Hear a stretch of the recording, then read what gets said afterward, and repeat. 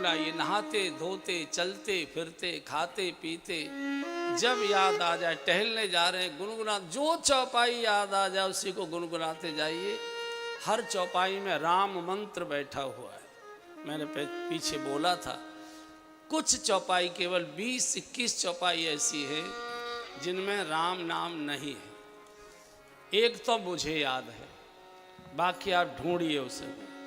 झूठ ही लेना झूठ ही देना, झूठ ही लेना झूठ ही देना, झूठ ही लेना झूठ ही देना, झूठ ही लेना झूठ ही देना, झूठ ही भोजन झूठ चवेना, झूठ ही भोजन झूठ चवेना, आजी झूठ ही लेना झूठ ही देना। इस चौपाई में न राहे न आहे न माँ है।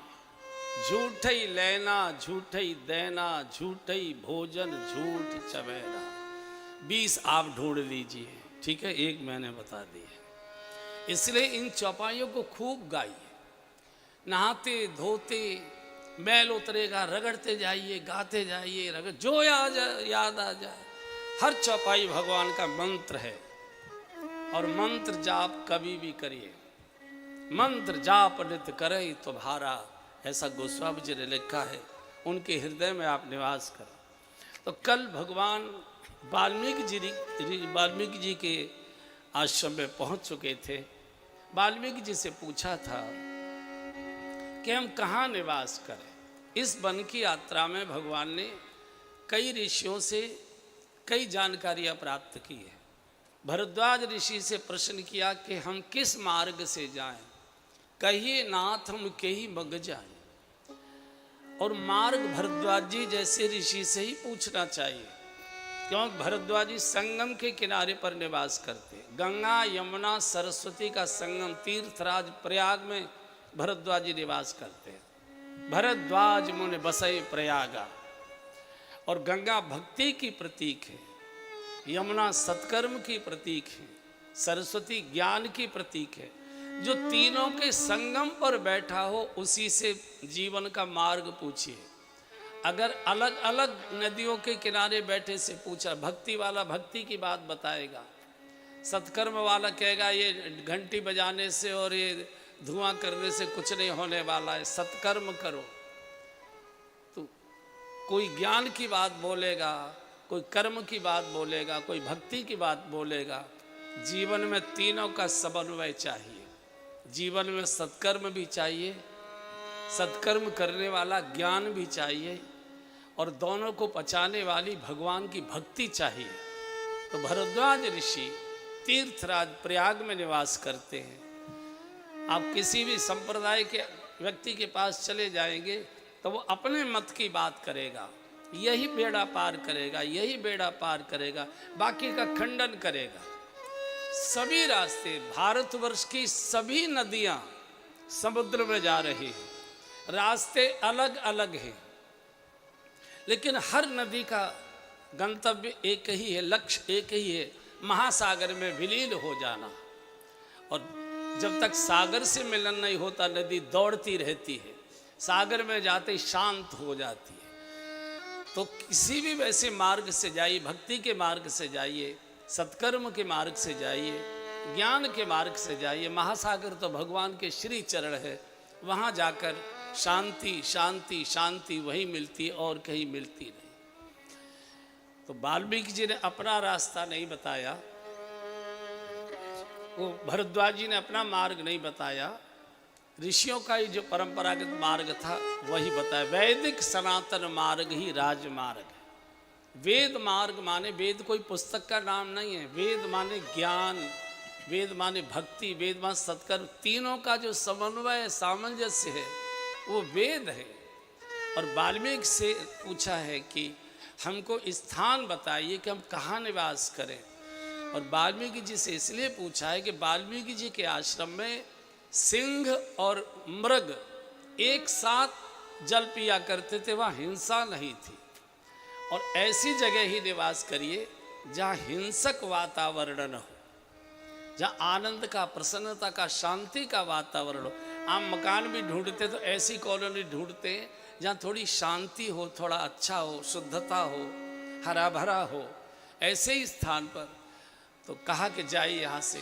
चित्रकूट गिरि करहु निवासु, चित्रकूट गिरि करहु निवासु, चित्रकूट गिरि करहु निवासु, चित्रकूट गिरि करहु निवासु, तह तुमार सब भांति सुपासु, तह तुमार सब भांति सुपासु।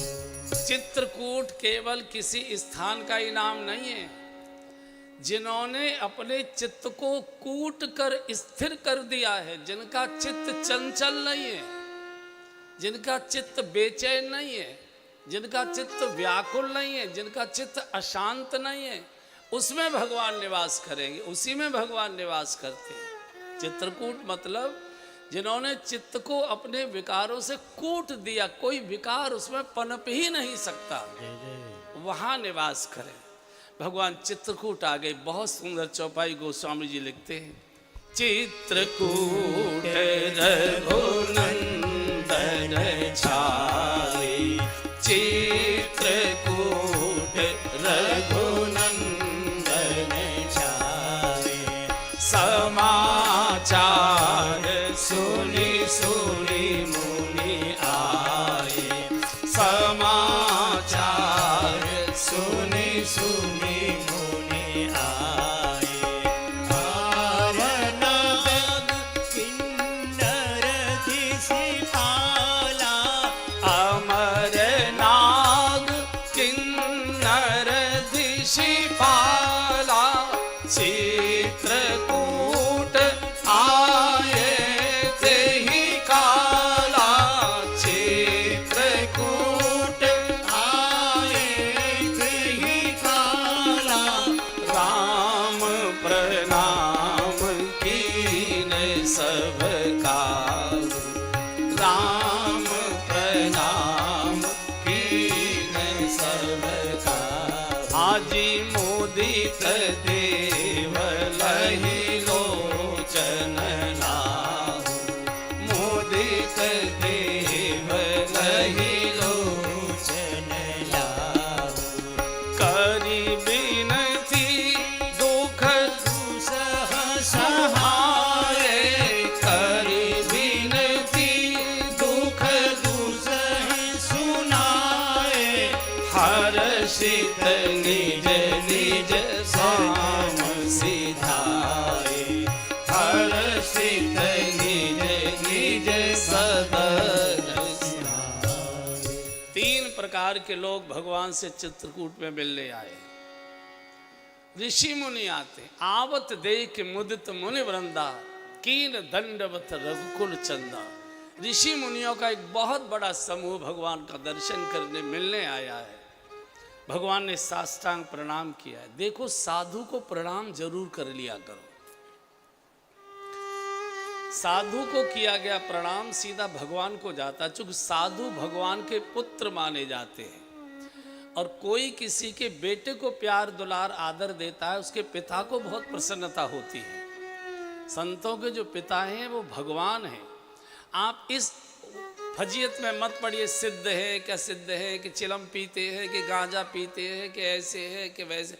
जिसके शरीर पर साधु का वेश है, जिसके माथे पर साधु का तिलक है, जिसके शरीर पर वेश है साधु का, उसको प्रणाम करिए। वो सीधा भगवान को जाकर लाल बत्ती जलाता है। हाँ, साधु वेश लेकर उस वेश का साधु दुरुपयोग कर रहा है, भोग कर रहा है, भजन नहीं करता, सट्टा बताता है, चिलम पीता है, इधर उधर के काम करता है, उसके निर्णायक हम न बने। उसका बाप बैठा है, भगवान अगले जन्म में साधु का वेश उसे देने ही नहीं देगा। पुलिस का सिपाही खाकी ड्रेस पहने बैठा है, उसके हाथ का संकेत मानना ये हमारा कर्तव्य है। हाँ, पुलिस का सिपाही कर्तव्य पालन ठीक नहीं कर रहा, रिश्वत लेकर क्रॉस करा देता है, तो उसका निर्णय उसका बाप एसएसपी करेगा, सस्पेंड करेगा, निकालेगा, जो करेगा। लेकिन हमको तो पुलिस के सिपाही की आज्ञा आदेश मानना आवश्यक होता है, बाकी काम उसके अधिकारी जाने। हम लोग इसी पचड़े में फंसे रहते हैं, ये कौन है, कैसे हैं। जिसने भी साधु का वेश धारण किया, आप वेश को प्रणाम करिए, आप उसके माथे के तिलक को प्रणाम करिए, उसके आचरण को मत देखिए। उसके आचरण को देखने वाला उसका बाप बैठा है भगवान। अगले जन्म में चूंकि आचरण अगर देखना है तो अपना देखिए कि मैं कैसा हूं। हम दूसरे के आचरण इतने देखते हैं कि अपने देखने की फुर्सतें नहीं मिलती है हमको। देखना है तो स्वनिरीक्षण करिए, आत्मनिरीक्षण करिए, मैं कैसा हूं एक बात, और भगवान को कैसा पसंद है दो बात।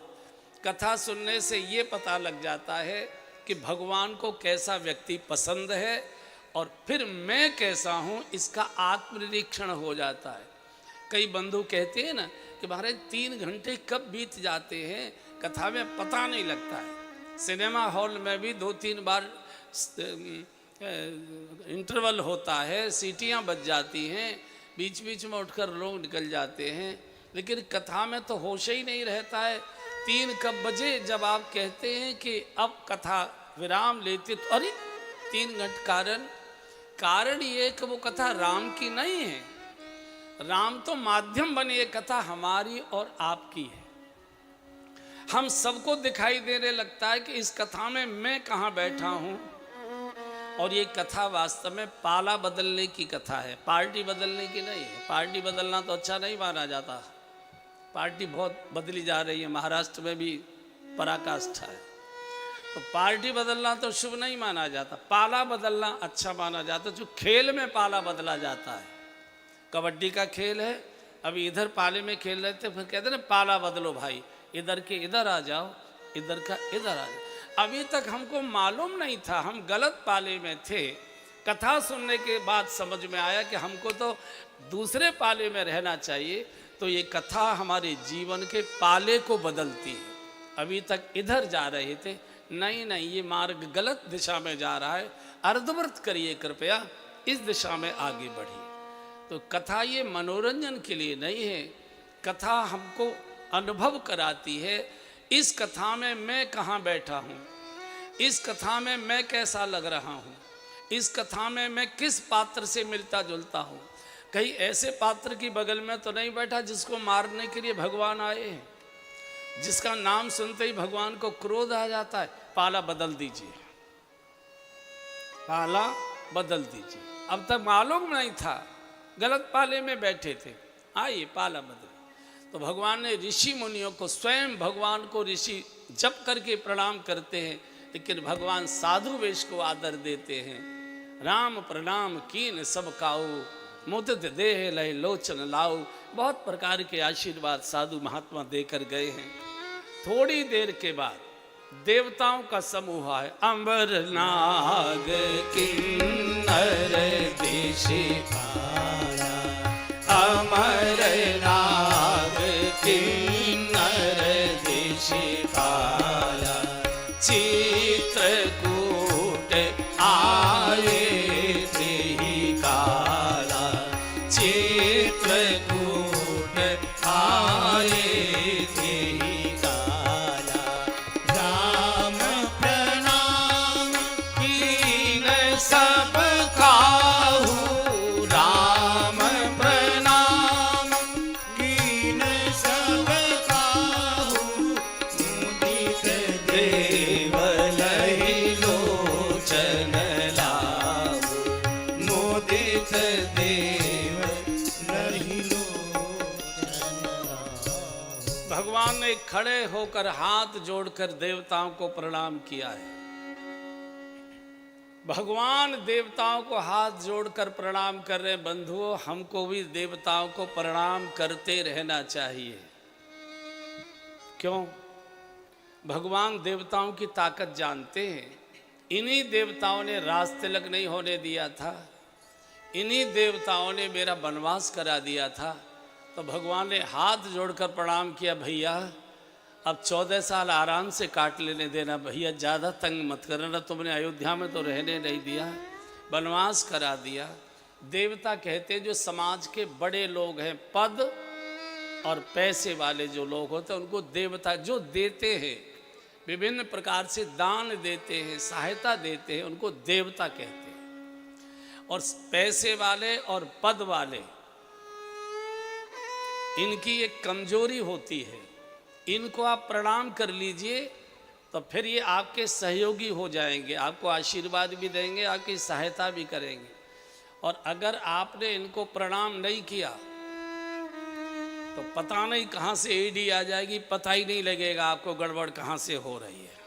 इनके हाथ बहुत लंबे होते हैं, देवताओं के हाथ बहुत लंबे होते हैं।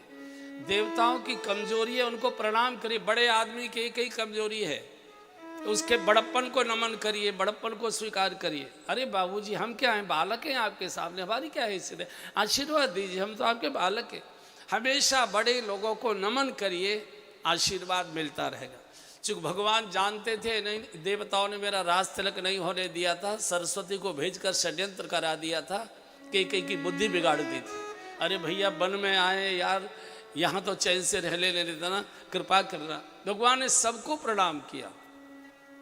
देवता अपना रोना रोने लगे कि हम मारे मारे घूम रहे हैं, देवलोक खाली पड़े हैं, राक्षस हमको रहने नहीं देते, रावण ने हाहाकार मचा रखा।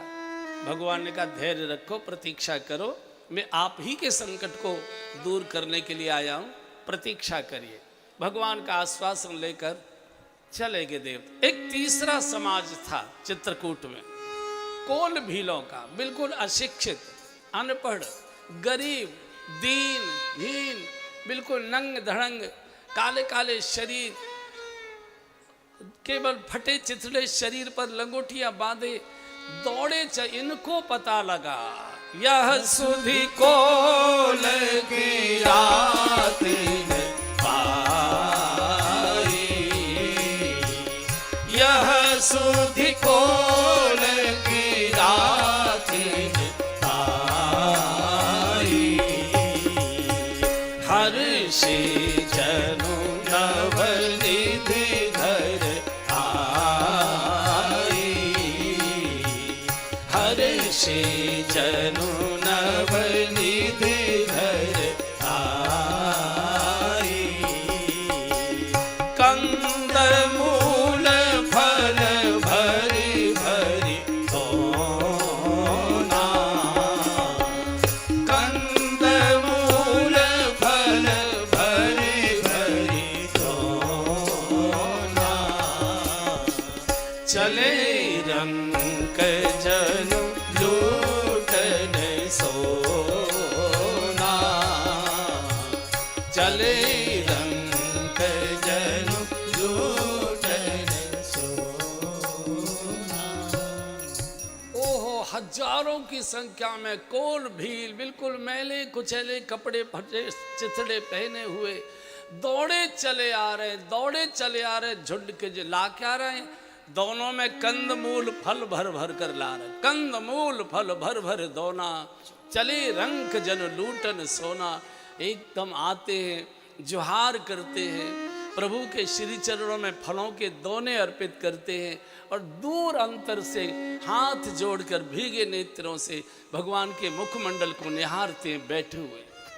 भगवान का लखन देखो भैया, ये कौन आए हैं, ऐसा समाज तो मैंने कभी देखा नहीं। ऋषि मुनि आए, वो भी अपनी तपस्या का फल मांगने आए हमसे, देवता आए, वो भी हमसे फल मांगने आए, और ये कोल भील हैं, ये तो फल चढ़ा रहे हैं हमारे सामने। इनसे पूछो ना लखन, इनको फल नहीं चाहिए क्या? अरे दुनिया का हर व्यक्ति जब चींटी भी चुगाता है उसका भी फल मांगता है, कुत्ते को रात की बासी रोटी डालता है उसका भी फल मांगता है, जरा सा कोई व्रत कर लेता है उसका भी फल मांगता है। कुछ भी भिखारी को कुछ देता था उसका भी फल मांगता है। दुनिया का हर व्यक्ति बड़े से बड़ा भी जो कुछ भी सत्कर्म अच्छा काम करता है उसी का मुझसे फल मांगता है। और ये तो फल चढ़ा रहे हैं भैया, इनसे पूछो तो सही, इनको हमसे फल नहीं चाहिए क्या? तो लक्ष्मण जी ने कहा प्रभु आप पूछेंगे तो अच्छा रहेगा। भगवान का थोड़े आगे सरक के आ जाओ। ये जो संकोची लोग होते हैं ना, ये हमेशा पीछे की ओर बैठते हैं। अहंकारी आगे की कुर्सी ढूंढता है कि नहीं। यहाँ तो बहुत सभ्यता भी देखी है मैंने, नहीं मैं सारे देश में कथाओं में बड़ा तमाशा देखना पड़ता है। ये जो कथा के आयोजक होते हैं बड़े विनम्र लोग होते हैं, और जो आते हैं कथा सुनने उनको हाथ जोड़कर, चाहे स्तर में कितना ही छोटा व्यक्ति हो तो भी हाथ, आई बैठिए बाबूजी, इधर आ जाए, इधर आ जाए, इधर आ जाए, बड़ी सभ्यता से, बड़ी विनम्रता से।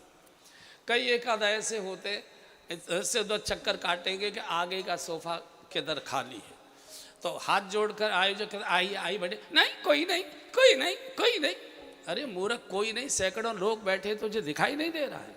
कोई नहीं मतलब मेरे मतलब की कुर्सी नहीं मुझे दिखाई दे रही है। ये अहंकारी का स्वभाव होता है। तो कोल भील इतने विनम्रता से भरे, इन्हीं के लिए तो बीच में आए हैं। दूर बैठ गए। भगवान का थोड़े आगे सरकाओ, थोड़े से आगे आ गए। भगवान ने कहा भैया एक बात बताओ, जो भी मेरे पास आता है वही फल मांगता है। हमने इतना पूजा किया, इतना दान किया, 4 धाम किए, गंगा स्नान किया, नवरात्रि निर्जला व्रत किया, क्या फल मिला, क्या फल मिला, क्या फल मिला? और तुम तो भले आदमी फल भी मुझे चढ़ा रहे हो, तुमको हमसे फल नहीं चाहिए क्या? कोल भील रो पड़े और हाथ जोड़कर बोले भगवान फल तो आप दुनिया के भिखारियों को दे दीजिए, हमको तो आप चाहिए, हमारा बाप चाहिए, हमको कुछ नहीं चाहिए, हमको तो आप चाहिए। भगवान ने कहा लखन इस समाज को कभी छोड़ नहीं पाऊंगा। जाहि न चाहिए कबहु कछु, और तुम सन सहज सने, बसहु निरंतरता सुर सोराउर निज। जो फल भी मुझे अर्पित कर रहे हैं, और इतने भगवान इनके निश्चल प्रेम में डूब गए कि 14 वर्ष की जो वनवास की अवधि थी उसमें 13 वर्ष भगवान ने चित्रकूट में बिताए हैं। इन कोल भीलों को छोड़कर जाने की भगवान की इच्छा ही नहीं हुई। चूंकि जिस निमित्त आए थे, यदा यदा धर्मस्य ग्लानिर्भवति भारत अभ्युत्थानम् अधर्मस्य तदात्मानं सजाम्यहम् परित्राणाय साधूनां विनाशाय च दुष्कृताम्। जब जब होई धर्म के हानि, जब जब होई धर्म के हानि, बाढ़हि असुर अधम अभिमानी, बाढ़हि असुर अधम अभिमानी, करहि अनीति जाई नहीं बरनी, करहि अनीति जाई नहीं बरनी, सीतहि विप्र धेनु सुर धरनी, सीतहि विप्र धेनु सुर धरनी, तब तब प्रभु धरि विविध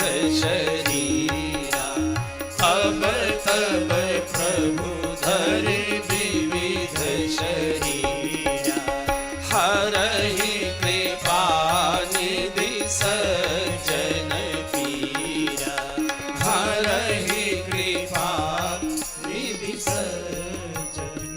धर्म रक्षा के लिए, दुष्टों का दलन करने के लिए भगवान केवल 1 वर्ष देते हैं, और कोल भीलों के निश्चल प्रेम, निश्चल स्नेह में, भोले भाले स्वभाव में भगवान 13 वर्ष डूब जाते हैं। ध्यान ही नहीं रहता इतना, जैसे दादाजी को बच्चे को खिलाने में ये मालूम ही नहीं रहता कि मुझे दवाई भी खानी थी, नाश्ता भी करना था। जैसे भोले बालक को खिलाते समय बूढ़े दादा दादी गदगद हो जाते, बिल्कुल वही स्थिति भगवान की हो गई। भगवान पदार्थ नहीं देखते, हृदय के भाव को और आंखों के प्रेम को देखते। राम ही केवल प्रेम प्यारा, राम ही केवल प्रेम प्यारा, राम ही केवल प्रेम प्यारा, राम ही केवल प्रेम प्यारा, जानी ले जो जाननिहारा, जानी ले जो जाननिहारा, आजी राम ही केवल प्रेम प्यारा। भगवान पदार्थ नहीं देखते कि तेरे हाथ में क्या रखा है, भगवान हृदय का प्रेम देखते, किस भाव से तू लेकर आया है। राम ही केवल प्रेम प्यारा, जान ले जो जाननिहारा। बड़े बड़े 56 भोग के थाल सजे रखे रह गए ऋषि मुनियों के। भगवान शबरी के आश्रम में जाकर मांग कर झूठे बेर खाते। माँ बड़ी जोर की भूख लगी है, भोजन कुछ कराओ। कुछ नहीं थे, बेर रखे हुए थे, बेर रखे थे, तो वो चक के देती, खट्टा ना हो, खट्टा ना हो। उसको ये होश ही नहीं रहा कि भगवान को अमनिया दिया जाता है, भगवान को झूठा नहीं। लेकिन प्रेम में कोई नियम कानून नहीं होता। राम ही केवल प्रेम प्यारा, जान ले जो जाननिहारा। आनंद से भगवान चित्रकूट में जानकी जी और लक्ष्मण जी के साथ निवास करते हैं। कंदमूल फल के ढेर लगे रहते, भगवान दिन भर प्रसाद ही बांटते रहते आने वाले ऋषि मुनियों के लिए, चूंकि कोल भीलों ने पहाड़ों के ढेर लगा दिए। लेकिन कभी कभी संध्या का समय जब होता है और जब सीता जी आरती का थाल लेकर आरती करने भगवान की आती है, तो प्रभु रोते हुए दिखाई देते हैं। अयोध्या की याद आ रही है। गोस्वामी जी लिखते हैं, जब जब राम अवध सोधि करहि, जब जब राम अवध सोधि करहि, तब तब बारी विलोचन भरहि, तब तब बारी विलोचन भरहि। सुमेरी मातु प्रीतु परिजन भाई, सुमेरी मातु प्रीतु परिजन भाई, भरत सनेह शील सेवकाई,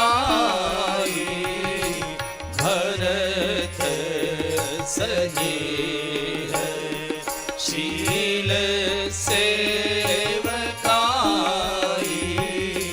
जब जब माम अवध सोधि करहि, जब जब